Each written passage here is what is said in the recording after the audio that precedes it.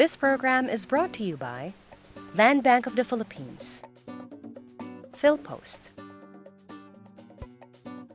and the province of Surigao del Sur.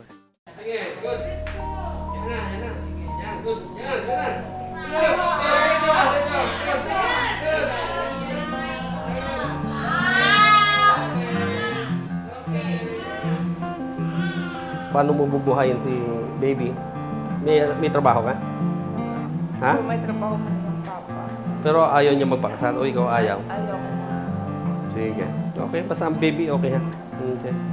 Good. Sige. So, masarap ang pakiramdam na nagpapanak ng buhay. Lalo na ang nanay, masaya kasi iba yung nahahawakan na buhay. Diba? So, dito sa Surigao del Sur, sinisigurado nila na yung mga panganganak ay safe at happy. Ibang-iba ang kwentong buntis sa Surigao del Sur noong araw. Halos lahat nanganganak na sa sa bahay. Maraming namamatay. We are not reported. It is only when you go to the field that you know that something is wrong in the community. Nang i-check ng Provincial Health Office ang sitwasyon sa 17 bayan at 2 syudad ng probinsya, nagulantang ang Kapitolyo sa nairehistrong maternal mortality ratio. 3 ina ang namamatay sa panganganak sa bawat 1,000 nagluluwal ng sanggol.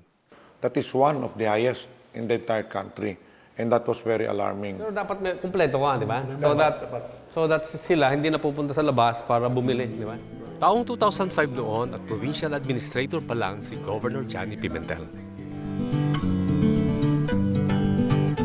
Bukod sa maraming namamatay sa panganganak, lumabas din daw na halos walang gumagamit sa 5 district at 3 community hospitals na pinapatakbo ng Kapitolyo.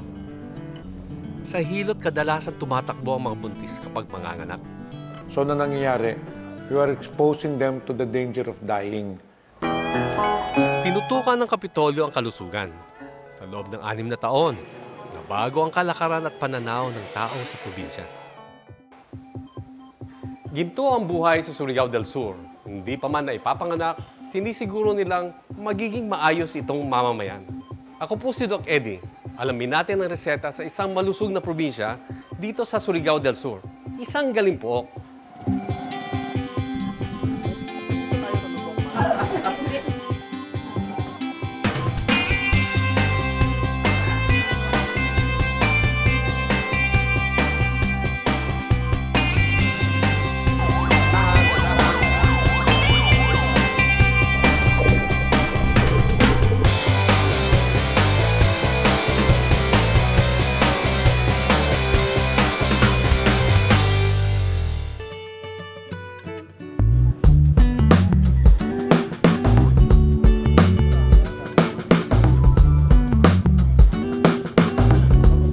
Isa sa mga probinsyang kilala sa minahang ginto, ang Surigao del Sur ay nasa Caraga Region sa Mindanao.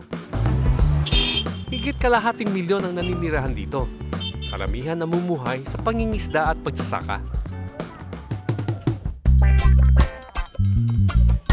Isang first-class province ang Surigao del Sur. Dinadayo ng mga turista. Kasama na kami. Ito ang Tinuyan, ang sinasabing Niagara Falls ng Pilipinas. Sa lungsod ng Bislig, makikita ang Tinuyan Falls, ang pinakamalapad na waterfall sa Pilipinas. Napupuntahan din dito ang White Sand Beaches. Sa bayan ng Hinatuan, sinasadya ang misteryosong Enchanted River na hindi malaman kung gaano kalalim. Ang mga mahilig mag-surfing at skimboarding sa mga bayan ng Kantilan at Lanusan naman dumadayo. Ibang-iba raw ang Surigao del Sur noon. May minahan man ng ginto, nasa listahan naman ito ng 20 pinakamahirap na probinsya sa bansa noong panahon ng Administrasyong Ramos. Surigao del Sur was not even in the map of the Philippines. Mukhang nakalimutan ng national government. We had the worst roads, road network, our health services, our hospitals were one of the worst. Masyado talagang behind, parang remote na remote talaga yun. Kasi nang dumating ako dito, rough road talaga. Concrete bridges, pagkatapos sasakyan mo jeepney, sometimes by pamboat, gano'n. Kung may ospital sa lugar, salamin naman daw ito ng kalagayan ng probinsya. Sira-sira, kulang o walang gamit at tauhan. May ambulansya nga, pero hindi naman umaandar. May isa pang malaking problema. Affected ang performance nila kung tataas ang gate. But to me, sabi ko sa kanila, let us not hide. They cannot help us because we are not telling the truth. Akala nila maganda ang health profile natin. 42 years nagserbisyo sa Surigao del Sur si Dr. Cesar Pagaran. Nagsimula siyang volunteer hanggang maging chief ng Bislig District Hospital at kalaunan, Provincial Health Officer. 2007 siya nagretiro. Maraming kailangan ayusin sa Surigao del Sur, pero inuna ng Kapitolyo ang serbisyong pangkalusugan. Isang karanasang di malimutan noong siya ay provincial administrator pa, ang inspirasyon sa desisyon ni Governor Pimentel na tumutok sa kalusugan. A 9-year-old girl came to my office. Yung girl hindi na makasalita. She was already shivering. Sir, nakagat siya ng aso. So immediately, pinadala ko agad sa hospital. After 2 days, I learned that she died. I told myself that if given the chance, if I will become the chief executive of the province of Surigao del Sur, that will be one of my priorities. Unang umupo bilang governor si Pimentel noong 2010. Nang taong yun, nakuha ng Surigao del Sur ang tatak galing pook dahil sa pag-aalaga sa kalusugan ng mga ina. Bumaba ang maternal mortality ratio ng probinsya. Mula 3, 1 na lang ang namamatay sa bawat 1,000 nanganak. Nang sumunod na taon, bumaba pa ang maternal mortality ratio ng Surigao del Sur. Higit na mas kaunti kaysa sa Millennium Development Goal ng United Nations para sa 2015. Mahigpit na implementasyon ng Women's Health and Safe Motherhood Program ng Department of Health ang simula ng pagbabago sa probinsya. Pero ang kombinasyon ng iba't ibang maniobra ng liderato ang naging sandalan nito. And this did not happen overnight. It took us several years. So we passed an ordinance prohibiting the traditional helots na magpaanak. So that ordinance carries a penalty. On the first offense, that's 508 pesos. On the second offense is 800 pesos. On the third offense, 1,000 pesos and could be imprisoned. No? And then we do not only penalize the traditional helot, we also penalize the pregnant woman. May pera man o wala, sa bundok o isla man nakatira, ang buntis sa Surigao del Sur ay hindi pwedeng manganak sa bahay. Ipinagbawal ito ng batas at sumunod ang halos lahat.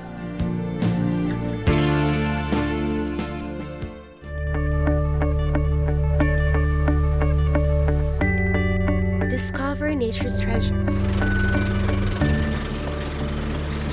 Fall for its enchanting charm. Bathe in serenity. Soak in the promise of beauty.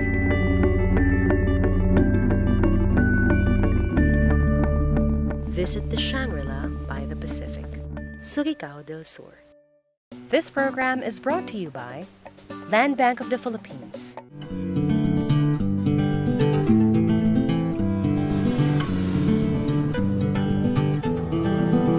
Ipinagbawal sa mga buntis na mga anak sa bahay at sa mga hilot na magpaanak dahil mahirap daw kumbinsihin at baguhin ang nakasanayan, lalo na sa mga katutubo. May 2 barangay sa Surigao del Sur na nasa bundok at tinitirhan ng malalaking tribo ng Aipis, mga Mamanwa at Manobo. Mga indigenous people, ayaw nila kasi mga anak sa table. Gusto nila sa higaan lang. Paligihan may kasama na hilot. Sinigundahan ng mga bayan ang hakbang ng Kapitolyo. Gumawa ang mga munisipyo ng kapareho at sariling ordinansa. Pag-adapt ng municipality ng San Miguel, ginawa nila na Hindi ka ma-register yung anak mo kung manganak ka sa labas. Anong umpisa is hindi madali kasi madali naman yung batas pagawa eh. Yung sa implementation yung mahirap. Nung una, ang akala lang talaga siguro ng mga nanay at saka ng mga tao sa barangay na parang tinatakot lang sila na makulong, na mayroong babayarang penalty. Nakuha ang mga Surigao noon sa tiyaga, paulit-ulit na paalala at pagpapaliwanag. Dito naging malaking tulong ang itinatag na Women's Health Team sa bawat barangay. Binubuo ng midwife, barangay health worker, at hilot. Sila ang umiikot, naglilista, at nagbabantay sa kalusugan ng mga buntis. Mula nung nabuntis siya hanggang sa pagpanganak, dapat i-monitor nila ngayon yan. If there is any complication, dapat ipadala na kagad nila sa facility. Hindi naman talaga kami makapagbigay ng saktong health services kung wala itong mga... Kasi sila yung katuwang namin dito sa mga different barangays and sitios. Yung mga BHW po, binigyan namin ng skills on how to identify ng mga raised pregnant mothers. Mahirap, pero masaya raw ang trabaho ng isang barangay health worker. Minsan wala po akong financial. Masaya din ako dahil alam ko, yung hindi ko nalaman nung hindi pa ako BHW, nalaman ko ngayon. Sa akin lang po na makatulong ako. 21 taon ng barangay health worker si Roslyn Tonera sa General Island. 4 ang anak, ang panganay niya ay namatay dahil sa tikdas. Ang nakatatanda naman niyang kapatid namatay sa panganganak. Nag-labor siya ng gabi, mga madaling araw ata yun. Tapos, naghanap kami ng gasolina. Hindi pa kami nakaano ng gasolina, lumabas na yung bata. Tapos paglabas yung bata, nag-bleeding po siya. Dala niyo pa sa ospital? Hindi na po, kasi namatay. Dito namatay. Buhay yung bata. Sa kanyang pag-iikot, dalalagi ni Roslyn ang naging karanasan ng kapatid. Palagi namin ina-advisean po yung mga buntis na huwag talaga manganak ng bahay. Yun ang inaano namin, hindi na dahilan yung sa kapatid ko. Pag dito kayo nanganganak, magaya kayo ng kapatid ko na namatay dito sa bahay. Kasi kung doon yun sa ospital, nabantayan dok, high blood pala. Tapos pag doon sa ospital, may doktor. Kung high blood kayo, pinapainom kayo kaagad ng gamot. Kasama sa bilin ni Roslyn ang paalala na magpa-prenatal ang mga buntis. Inililista niya ang kanilang kabuuanan para sa follow-up at pagpunta sa bayan para sa panganganak. Malaki raw na itulong ng batas para sa mas ligtas na panganganak. Natakot sa parusa ang mga ina, samantalang ang mga hilot ayaw na talagang magpaanak. Ayaw nga po. Isinama ang mga hilot sa Women's Health Team para hindi mawala ng hanap buhay. Dumadaan sila sa training at binibigyan ng accreditation. Sila po yung nagtatracking by catchment area, tapos sila po yung nagmo-monitor, tapos sila po nagdadala dito ng mga buntis. Yung mga indigenous people, hindi yan pupunta dito ng walang hilot. Pinapapasok ko sila sa delivery room, pagkatapos, ayan, tinuturuan ko na lang. Just in case, di mo naman talaga ma-stop yan. Lalo na kung nandiyan na talaga yung bata. Tinuturuan ko na lang kung paano gawin. At saka at least makita nila kung paano maglinis. Dahil na rin sa kanya-kanyang karanasan, namulat ang mata ng maraming ina na para sa ikabubuti nila ang programa. Si Irish Bucalon, mas gusto ang mga anak sa ospital. Taga Sitio Ayoque siya sa General Island ng bayan ng Kantilan. Sa iba't ibang lugar daw niya na iluwal ang kanyang 4 na chikiting. Ang panganay, sa bangka ay pinanganak kasama ang hilot. Ang pangalawa, sa bahay. Ang pangatlo, sa ospital. At ang bunso, sa birthing clinic. Gusto ko dun sa hospital kasi may doon, may doktor. Para komportable pa ako doon na layo dito sa amin. Baka may mangyari, nating alam. Muntik nang mapahamak si Irish sa una niyang pagbubuntis. Matagal lumabas yung anak ko. Tapos pag nang lumabas na siya, nagka-bleeding. Noong kabuwanan sa kanyang bunso, umalis na siya ng bahay sa isla at tumuloy sa kapatid na malapit sa birthing clinic. Sa birthing clinics, dinadala ng Women's Health Teams ang mga buntis kapag malapit ng mga anak. Naniguro lang po si doktor na huwag maabutan dito sa bahay. So simula nung wala nang namamatay? Wala na pong... Ang kauna-unahong barangay health station na may kakayahan at nagsisilbing paanakan ay nasa Caguait, Surigao del Sur, ang Aras-Asan Birthing Clinic. Sabi ni Dr. Mantilla, laging may pinaanak sa Aras-Asan Birthing Clinic na isang basic emergency obstetric and newborn care facility. Halos isang delivery bawat araw. Walang namatay. Wala po dito. So far, Ilan taong ka na dito nagpapaanak? Mag-8 years na po ako 8 dito. years na, Yes po. walang namamatay dito. So far, wala po. Kahit bata, first delivery ako nag-handle. So far, wala talaga. Paano mo ginagawa? So, by early detection po, Kung kabuwanan na at sa malayo nakatira pero hindi pa manganganak, ang buntis ay pwede munang tumigil at maghintay sa halfway house katabi ng birthing clinic. libre po ang kuryente, pagtira, may lutuan po doon. Pwede magdala ng pamilya. Yes po. Ipinagawa ng Kapitolyo ang mga birthing clinics at halfway houses pagkatapos maayos ang mga sira-sirang ospital sa probinsya. Malapit mismo sa mga ospital ang mga birthing clinics at halfway houses. Yung previous experience namin, buntis, darating, dadalhin sa emergency room. But sometimes, there are more pressing concerns. May nabaril, may nasaksak. Minsan napapabayaan yung buntis. Again, exposing them to danger of dying or death. Whereas kung may birthing clinic, once may buntis, diretso na sila sa birthing clinic. And that birthing clinic, ginawa natin yung facility yun purposely para pagpaanak lang.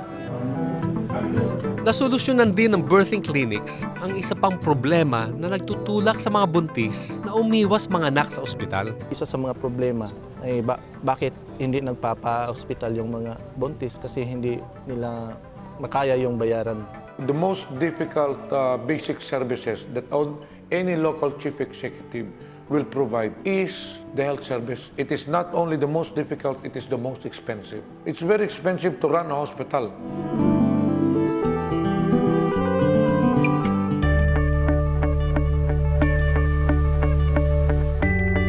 Discover nature's treasures. Fall for its enchanting charm. Bathe in serenity. Soak in the promise of beauty.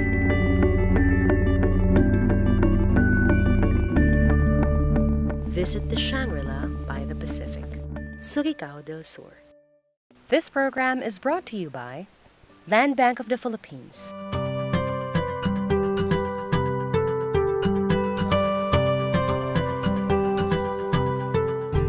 Para makuha ang suporta at kooperasyon ng mga lokal na opisyal, itinatag ng probinsya ang Local Area Health Development Zones o LADS. Ang bawat zone ay may ospital. Binubuo ito ng magkakalapit na bayan na magtutulong-tulong na magbigay ng serbisyo at pangangailangang pangkalusugan sa mga Surigao-non. We only have limited resources and we need help also from other local government units. We give the mayors a sense of ownership, a sense of responsibility, a sense of obligation to the hospitals. Kasi gumagamit nito constituents ninyo. May 6 na LADS sa probinsya, 3 ang nakarehistro sa Securities and Exchange Commission. Napakahalaga raw ng LADS sa programang pangkalusugan ng probinsya. Kung local health funds lang yung titingnan natin, medyo maliit lang yun. Importante din yung role ng mayor dahil sa halos lahat ng panahon, kung nangangailangan yung tao, diretso yun sa mayor muna. Malaking tulong yung maibigay ng mga resources ng mayor, lalo na pag mabibigat yung kaso, kailangan ng referral na sa higher facility.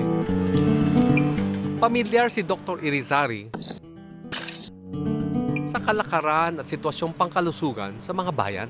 Dati siyang mayor ng Lanuza at 7 taon din naging medical officer sa Madrid District Hospital. Nang maupong provincial health officer, pinuntahan niya ang mga ospital na pinapatakbo ng probinsya para sa isang assessment. Ano mga lumalabas na problema? Kulang daw ng doktor, kulang ng nurses, operating on a 50-bed capacity with a daily patient's load of 60 to 70 with 1 head nurse and 1 attendant. Hindi lang kakulangan sa tao ang nakita niya. Medical supplies and stocks of drugs and equipments. Talagang kulang. Yung mga emergency supplies, drugs na dapat readily available 24/7. Paminsan-minsan may mga hospitals na marana atong stock siya. Sa dami at laki ng kailangang pondo, hindi raw sapat ang budget ng probinsya. Mula 9%, umakyat na sa 17% ang taunang budget ng Surigao del Sur para sa serbisyong pangkalusugan. Ang solusyon ng Surigao del Sur sa kapos na budget, isa pang batas na nagtakda ng kanya-kanyang trust fund sa 8 pampublikong ospital ng probinsya. Yung trust fund ng hospital, hindi pwedeng galawin ng ibang hospital. Hindi pwedeng galawin ng ibang departments of provincial government. It's only that certain hospital who can avail of that funds. The hospitals can now purchase their own medical equipment, their own medicines. They do not have to beg for me na mabigyan sila ng pondo. They deal with life in death situations, emergency situations. You cannot say, wala na kami dextrose, maghintay pa tayo ng IRA. Ang laki ng pasasalamat ng mga namamahala ng ospital sa batas. Yun talaga ang life ng hospital, ang trust fund. Kasi kung titingnan natin yung budget coming from the government, wala talaga kaming budget for medicine doon. I have seen a lot of provinces na gano'n na nga, centralized masyado. Kita mo, malaki yung building nila, pero yung walang laman yung ano nila, pharmacy nila. Kasi inaantay pa yung deliveries. Tagal naman nun. Kami dito, isang tawag lang, isang text, or sa mga suppliers namin. Okay na. Basta importante lang that the prices are checked regularly. Hindi naman, at saka yung quality ng dinideliver. Para hindi maabuso ang trust fund, nilimitahan ang gamit nito. 50% para sa gamot, 40% pambili ng medical equipment, at 10% pagkuha ng medical personnel tulad ng midwife, nurse, at doktor. Napakalaking tulong ng trust fund sa mga ospital dahil bukod ito sa pondo mula sa Kapitolyo. Hindi nagagalaw yung income nila. Actually, hindi talaga nagagalaw yung income nila because yung expenses sa hospital, they take it from the annual budget, from the budget of the provincial government. Para maging mas patatag at maayos ang operasyon ng pampublikong ospital, isa pang batas ang ipinasa, ang Income Retention System. Ayon sa batas, ang kita mula sa gamot at reimbursement ng PhilHealth sa ospital ay papasok na sa trust fund. The objective of the income retention system was that to make the hospital self-sufficient. Ang kinikita dati ng district at community hospitals ay diretso sa general fund ng probinsya. Pwede itong gamitin ng kahit na anong departamento ng provincial government basta may go signal si Gov. 4 na taon din ang hinintay bago na ipasa ng Sangguniang Panlalawigan ang batas sa income retention. That was very difficult fight. Surigao Sur lang yata ang mayroong income retention. Ayaw talaga ibigay yan ng province kasi malaki kasi. Yung mga income ng hospital, at least may income sila. Dapat pupunta yun sa general fund. Aminado si Governor Pimentel na malaking sakripisyo para sa Kapitolyo ang ipaubaya sa mga ospital ang pondong dati ay pumapasok sa general fund. Sulit naman daw ang resulta ng pagbibigay ng Kapitolyo. Ang pondo na wala pang 1 milyon noong umpisa ng income retention system ay milyon-milyon na. One hospital had a trust fund of 17 million. One hospital had a trust fund of 15 million. Another has 10 million, another has 12 million.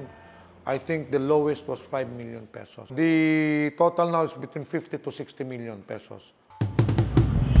Ang Madrid District Hospital ang may pinakamalaking kita sa lahat. Mula 3 million pesos noong 2002, ang kinita raw nito noong nakaraang taon ay 19.2 million pesos na. Ang bulk niyan is from the PhilHealth reimbursement. Mga 15 million. Mga 2 to 2.5 million from the kanyan sa mga drugs and meds, sa mga laboratories. So kung last year 19 million ang income mo, projected mo yung 2014 mga magkano? I project siguro mga between 23 to 24 million. Basta kumpleto ang mga dokumento, nakukuha raw ng mga ospital sa loob ng 3 buwan ang paluwal nila sa mga PhilHealth members. Ipinatutupad din sa mga accredited na pampublikong ospital sa Surigao del Sur ang no-balance billing. Ibig sabihin, walang ilalabas sa pera ang pasyente kung siya ay PhilHealth card holder o beneficiary ng Pantawid Pamilya o 4Ps ng DSWD. Nabigyan ng award ang San Miguel Community Hospital dahil sa no balance billing program nito. Budgeting talaga ang pinaka-importante. Kasi kung ma-out of budget ka, mag-overdraft ka, mahirapan kayo sa no balance billing. So palagi kayo dapat may pera talaga. Kasi pera naman talaga ang dapat sa no balance billing. Kung ano raw ang kayang ibayad ng pasyente, tinatanggap ni Dr. Baruch. Kung wala talagang pera, hindi ko na lang pinapabayad. Yan naman lang talaga ang magawa mo sa kanila dahil marami nga talaga ang PhilHealth na ngayon. Parang ang PhilHealth na nagsusubsidize sa kanila sa mga charity patients.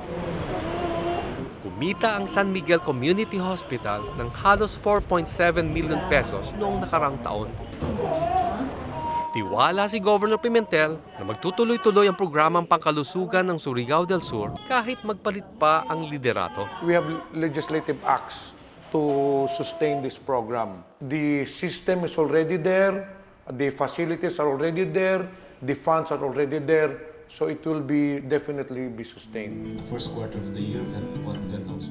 Ang hindi inaasahan ng gobernador ay ang biglang pagtaas ulit noong nakarang taon ng maternal mortality ratio sa probinsya. Natapos ang Women's Health and Safe Motherhood Program noong 2012. Wala na yung project, bumaba yung motivation ng health worker kasi yung level of yung support pag online yung project active pero pag wala na, phase out na, so iba na naman kasi may bago na naman tututukan. They have neglected the validation of report. Ang report parang tics na lang ang ginagawa. Anong report yan? Tics. So patient profile. Nagpatawag agad ng Kapitolyo ng Health Summit para ipaalam sa lahat ang nakaka-alarmang balita. Kailangan bumalik na naman tayo doon sa square one. Nag-backslide tayo. We can never be complacent. Umaasa si Governor na mas makakabawi ulit at mas maaalagaan pa ng probinsya ang mga Surigao nun, lalo na ang mga ina. Alam na raw naman nila ang sekreto. From my experience, I can categorically say that we can improve our health services if there is good governance. At may isa siyang paalala sa mga politiko. Kung ang serbisyo mo sa health hindi maganda, that could be a bullet for your rivals.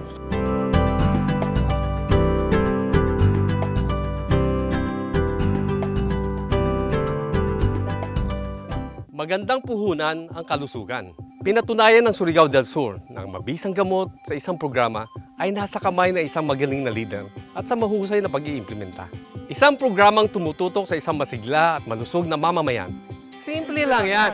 Kaya mo yan! Malikhaing paraan sa paraang malikhain kasama ang mamamayan. Mamamaya'y pagsama Pagbabago na lantad Lantad na pagbabago Tuloy-tuloy na pagunlad Tuloy-tuloy na pag-asenso Sa dami ng balakid Sa dami ng hadlang Ang diwang nalulupig Nagtitiis na lang Ngunit huwag kang papayag, huwag kang pabubuhay. Tadhanang ating palad, nasa ating kamay. This program was brought to you by Land Bank of the Philippines, PhilPost, and the province of Surigao del Sur.